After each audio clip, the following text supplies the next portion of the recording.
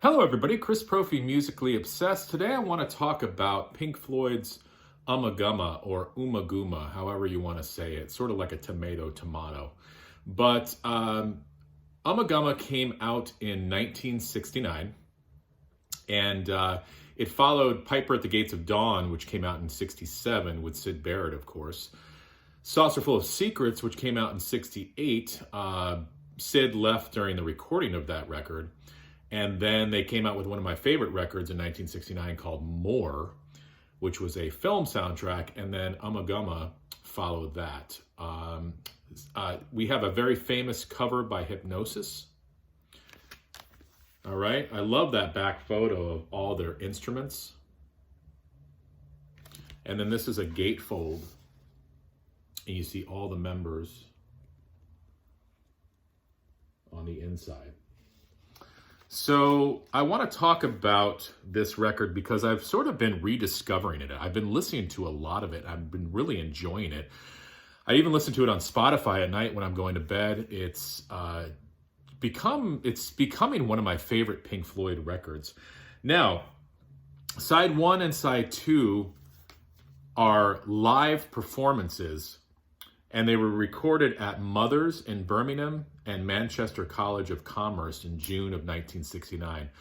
You've got a killer version of Astronomy Domine, Careful with That Axe, Eugene, which is a heavy, heavy version. I love the screams in that song.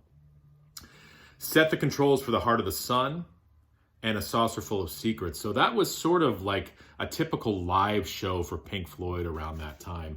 And they just do a blistering live concert on side 1 and side 2. And then the record gets very interesting, to say the least.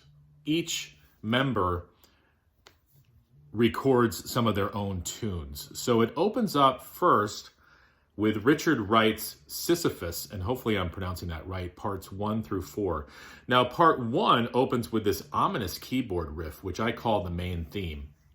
And then it breaks into this piano, this beautiful classical piece, which is very soothing, but then that builds into this thunderous crescendo where it sounds like Richard's just pounding on the piano. And then it ends. Part 2 is this section that it sounds like he's hitting the inside of the piano and making various noises. It's interesting. And then there's this mellow classical backdrop movie score, which opens up part 3.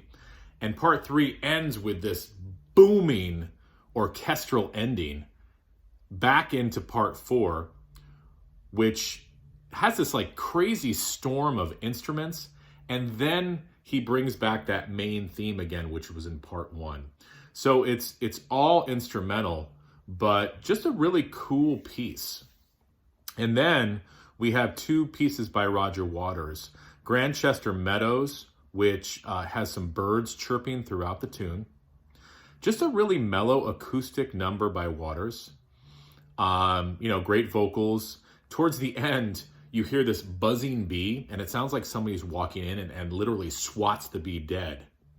And then you break into, and I got to look at the cover for this because I want to read the title correctly.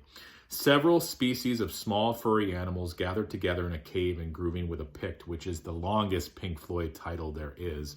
Maybe one of the longest song titles ever. This song was never a favorite of mine, and it's still not a favorite of mine, but I tolerate it now. I looked up some information on it. I guess a Pict is the indigenous people of what is now Scotland. I didn't know that. There's a hidden message in this song, I guess around 4 minutes and 32 seconds. If you play it at half speed, you can hear Roger Waters saying, that was pretty avant-garde, wasn't it? Well, yeah, this song is very avant-garde. You've got all these different critters and animal sounds that Roger Waters creates in the studio by tapping on the microphone and making various noises. Towards the end of it, you hear Waters' spoken word in this like Scottish accent. It's just the strangest song. So I can hear him saying, yeah, this was pretty avant-garde. And then we move into Gilmour's piece called The Narrow Way. And that's parts 1, 2, and 3. That's what was kind of cool about this. I feel like they got very proggy in this recording. on this album. Part 1 is this bouncy acoustic guitar instrumental, which is, I like it, I dig it. Part 2, Gilmour brings in this heavy guitar riff with rolling drums, spacey guitar sound effects. That's another instrumental. And then part 3, you finally get to the vocals, which is a full band, realized song, classic David Gilmour melody, classic David Gilmour vocals, just a really cool tune. And then it ends with The Grand Vizier's Garden Party by Nick Mason. And the entrance is this little flute melody, which I looked it up. It's played by Lindy Mason. I guess she's uncredited on the recording. I don't know who she is, a girlfriend, a sister, I don't know. And then the entertainment part, which is part 2, is all of these drum effects, echoes and crashing cymbals, wood blocks, percussion, electronic noises, all created by Nick Mason. Towards the end of part 2, he has a realized drum solo, which I think would have been cool if he had that more of that in the entertainment section. I would have liked to have heard Nick Mason just going totally off on the drums on a nice big solo. But we get a little bit of that towards the end. And then the exit piece is the flute main theme coming back in again. So another interesting piece. Now, is this album for everybody? No. Is this Dark Side of the Moon? No. Do you need to be on acid to understand this record? Maybe. I don't know. I was not on acid and still am not on acid, but I still dig this record. Question for you guys, though. There's a picture of Roger Waters there with somebody named Jude. Is it his girlfriend? And why is she in the cover? Is it like a Yoko Ono thing? I'm not sure. But let me know what you guys think of Ummagumma. Let me know how you say it, and let me know if you like it. Like I said, it's becoming one of my favorite Pink Floyd records. So I just wanted to kind of highlight that record and wish you guys a happy Sunday. All right, adios.